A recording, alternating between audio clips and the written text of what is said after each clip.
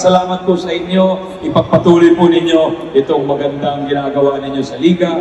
It is a league which fosters camaraderie, which fosters teamwork, which fosters sportsmanship, which are values that are important not just in sports, but pati sa totoong buhay po.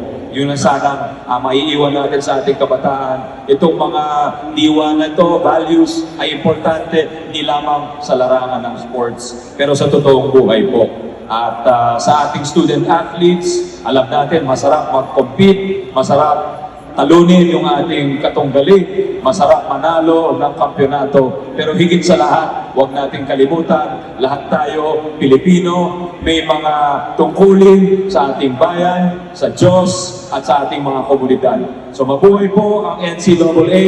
Happy first century. We're looking forward to all the student athletes becoming legends and writing their own chapters in the history of the NCAA. Mabuhay po ang NCAA.